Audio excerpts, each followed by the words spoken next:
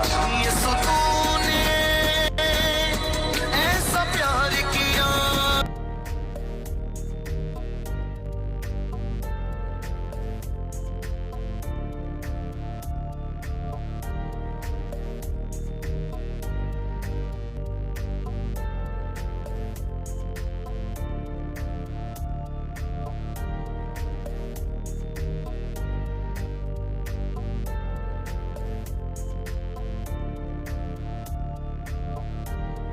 नमस्कार, जैसे कि आप देख रहे हैं राष्ट्रीय जय यीशु मानव सेवा और प्रभु में आप सबका भाई आशीष राजकुमार इस समय गुजरात की धरती से आप सभी के सामने परमेश्वर के कुछ कलामों के साथ आ रहा हूं। बीते दिनों से लेकर आज तक हम देखते चले जा रहे हैं कि पास्टर भजेंद्र सिंह ने गुनाह किया है और अपराधी है। ऐसे करके काफी लोग उन्हें फंसाने के लिए कोशिश कर रहे हैं। कुछ बातों में हम आपको कुछ उल्लेख यानी कि खुलासा देना चाहते हैं। जिस परमेश्वर की आराधना और भक्ति उस पास्टर ने भजेंद्र सिंह ने आराधना भक्ति बड़ी ईमानदारी के साथ करी, लेकिन उसी को अपने ही लोग फंसाने के लिए कोशिश कर रहे हैं। लाखों करोड़ों रुपए उनके साथियों ने घोटाला किया है और अगर आवाज उठाई भजेंद्र सिंह ने तो अलग अलग प्रकार के आरोप भी लग रहे हैं। साथ ही साथ मैं एक बात बताना चाहता हूं, 2018 वाला केस के अंदर पास्टर भजेंद्र सिंह को सजा सुनाने वाले हैं, वो भी 1 तारीख को, आने वाली 1 तारीख को। साथ ही साथ मैं बताना चाहता हूं कि काफी लोग कोशिश कर रहे हैं उनके बचाव के लिए और हम भी कोशिश कर रहे हैं कि परमेश्वर ने सुकून का जिंदगी दे और आगे की ओर परमेश्वर ने बढ़ाता चला जाए। यही हम आशा भरी नजरों के साथ आ रहे हैं और काफी लोग मुझे रोते हुए फोन करते हैं, मुझे भी बड़ा तकलीफ होता है, लेकिन क्या करें मेरे तमाम भाइयों बहनों, आप सभी के लिए हम कोशिश कर रहे हैं। ये कोई नई बात नहीं है कि उनके ऊपर आरोप लगाया है। पुराने नियम के अंदर भी कुछ लोगों के ऊपर आरोप लगे थे और कई सेवक सेविका के ऊपर आरोप लगे थे। ये कोई नई बात नहीं है मेरे तमाम भाइयों बहनों, ये तो इतिहास है कि सेवक सेविका के ऊपर उल्टे सुल्टे आरोप लगाए जाते हैं, लेकिन आपको और मुझे उस परीक्षा में दौड़े चले जाना है जीतने के लिए। हिम्मत हारने की आवश्यकता नहीं।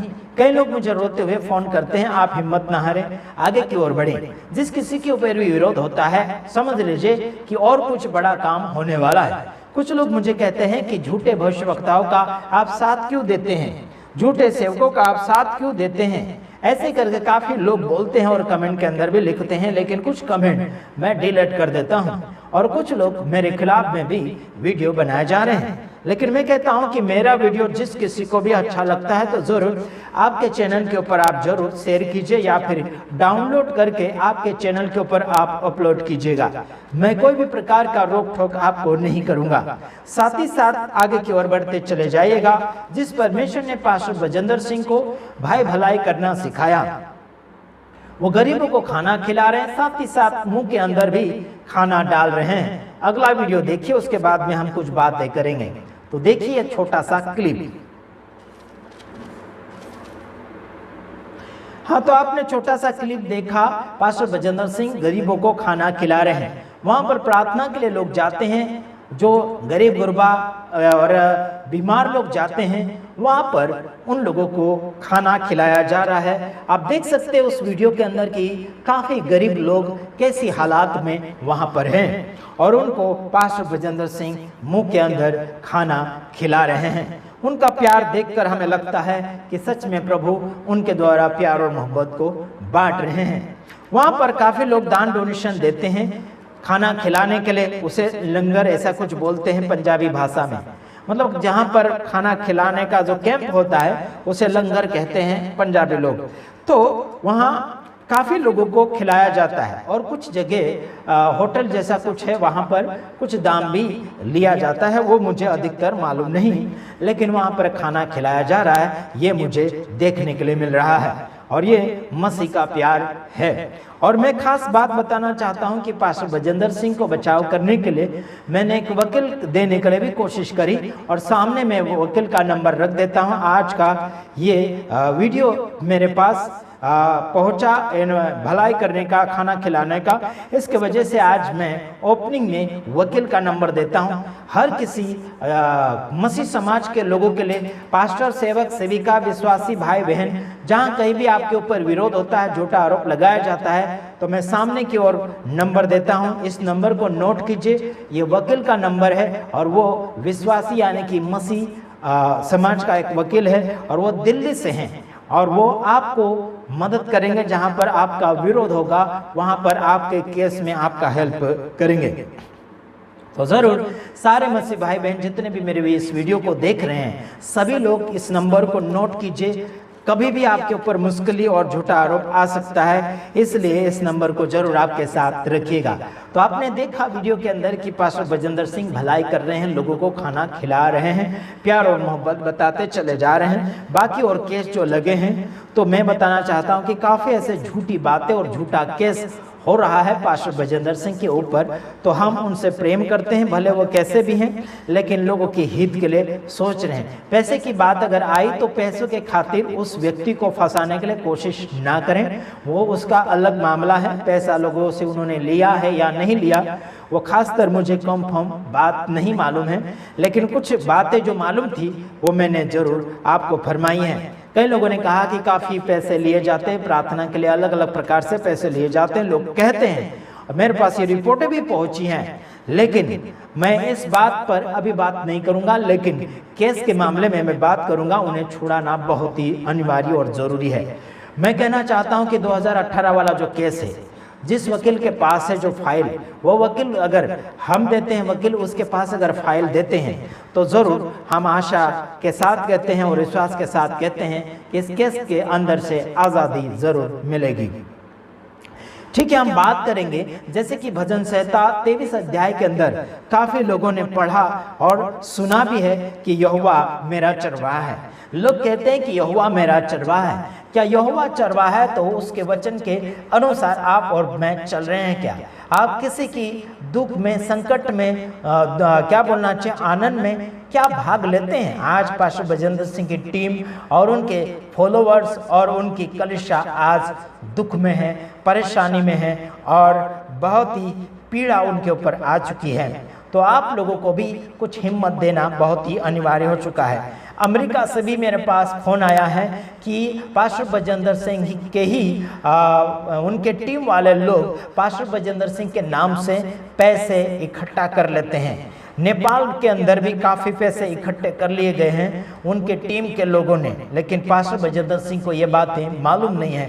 पास्टर बजेंद्र सिंह को बदनाम करने वाले और नीचे दिखाने वाले लोग उनके ही टीम के कुछ लोग पाए जा रहे हैं। तो मैं तो कहता हूं कि टीम को बदल देना चाहिए, टीम के सदस्यों को बदल देना चाहिए, जो लालच की भावना में आकर पास्टर बजेंद्र सिंह को पैसों के कारण बदनाम कर रहे हैं और अलग अलग प्रकार से आरोप भी लगा रहे हैं। जैसे कि पास्टर अशोक निकल गए हैं उनकी टीम से, और वो जो कौन सी मोटी ताजी जो लेडीज़ है जो अपने आप को पास्टर कहती है, अभी कौन से गुरुद्वार की कौन से द्वार चली गई हैं, है ना? तो वो कुछ सिख लोगों के साथ घूम रही है। तो कोई बात नहीं, किसी के साथ भी घूमो, हमें कोई हरकत नहीं, लेकिन इंसान को आप नीचे नहीं गिराना चाहिए। जिसका खाया पिया उसी के साथ बैठे उठे, है ना, उसी के द्वारा कुछ गरीबी से अमीरी में आए, कुछ परिस्थितियाँ बदली, है ना, ज़रूरतें पूरी हुई, तो ज़रूरत पूरी होने के बाद में उस व्यक्ति को लात मार रहे हैं, तो ऐसा बिल्कुल नहीं करना चाहिए। आइए मैं वचन पढ़ूंगा, भजन संहिता उसका 23 अध्याय उसका एक वचन मैं पढ़ूंगा। यहाँ दाऊद राजा कहता है कि यहोवा मेरा चरवाहा, मुझे कुछ घटी न होगी। वह मुझे हरी हरी चराइयों में बैठाता है, वह मुझे सुखदायी जल के झरने के पास ले चलता है।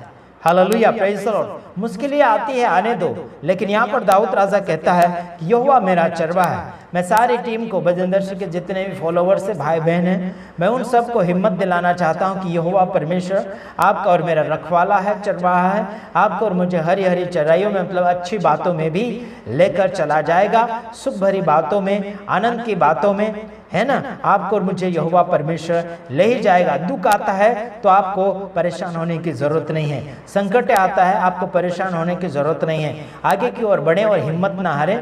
आप जो रो रहे हैं, कुछ लोग रो कर मुझे फोन कर रहे हैं, आप रोइए नहीं, आप हिम्मत ना हारे।